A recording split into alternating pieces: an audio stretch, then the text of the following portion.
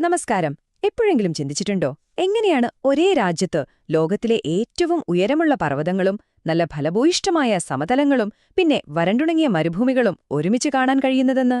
അപ്പോ ഇന്ത്യയുടെ ഈ ഭൂമിശാസ്ത്രപരമായ അത്ഭുതങ്ങളിലേക്കുള്ള ഒരു യാത്രയ്ക്ക് സ്വാഗതം. വരൂ, നമുക്കൊരുമിച്ച് ഈ ഇന്ത്യൻ ഉപഭൂഖണ്ഡത്തിൽ ഒളിഞ്ഞിരിക്കുന്ന അവിശ്വസനീയമായ വൈവിധ്യത്തിന്റെ രഹസ്യമെന്താണെന്ന് നോക്കാം. നമ്മുടെ ഈ യാത്രയ്ക്ക് പ്രധാനമായും 6 ഭാഗങ്ങളുണ്ട്.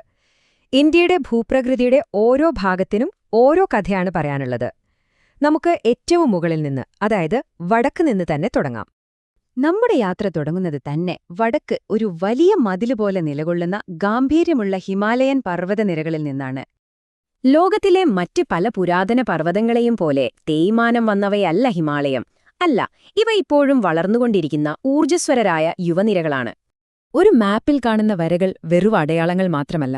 ആ ഓരോ വരയും പ്രതിനിധീകരിക്കുന്നത് മഞ്ഞുമൂടിയ ഭീമാകാരമായ കൊടുമുടികളുടെ ഒരു വലിയ ലോകത്തെയാണ്. ആ ഒരു യാഥാർത്ഥ്യം മാപ്പിലെ വരകളെക്കാൾ എത്രയോ ഗംഭീരമാണ്.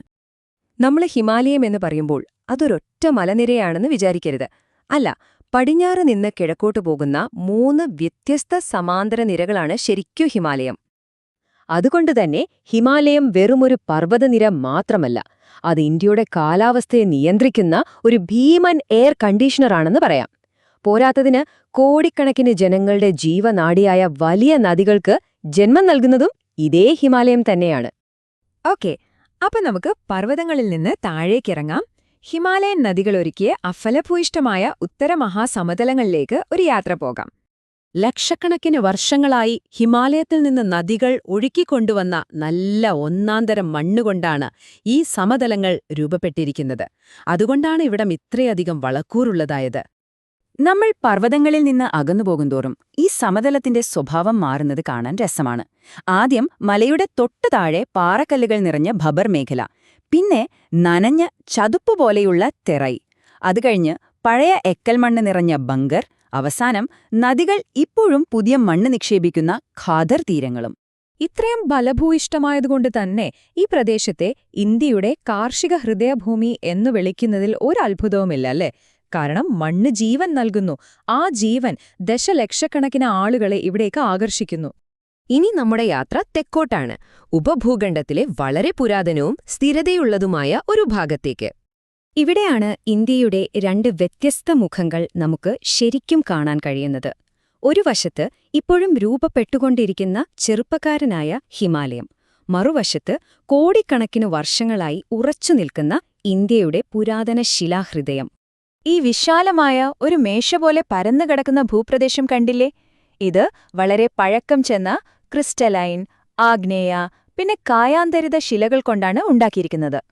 ഈ പീഠഭൂമിയുടെ 2 സൈഡിലുമായി ഒരു ബോർഡർ പോലെ നിലകൊള്ളുന്നതാണ് നമുക്കെല്ലാവർക്കും അറിയാവുന്ന പശ്ചിമഘട്ട, പൂർവ്വഘട്ട മലനിരകൾ.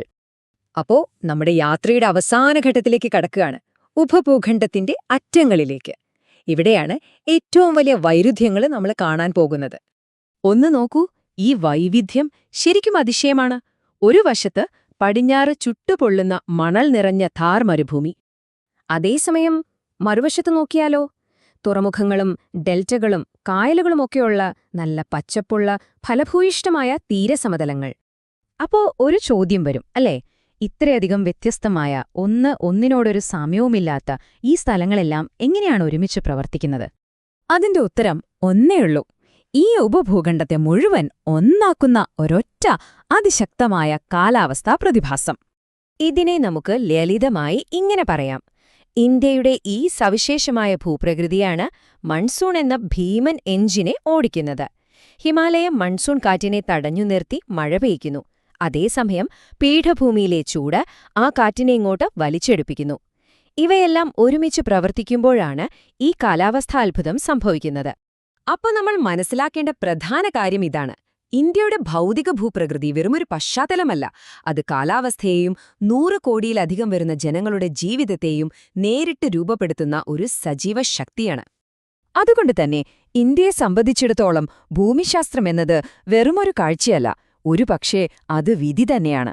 ഒരു രാജ്യത്തിന്റെ സ്വത്വവും ഭാവിയും അവിടത്തെ മണ്ണുമായി ഇത്രയധികം കെട്ടുപിണഞ്ഞു കിടക്കുന്ന മറ്റെത്ര സ്ഥലങ്ങളുണ്ടാകും, അല്ലേ?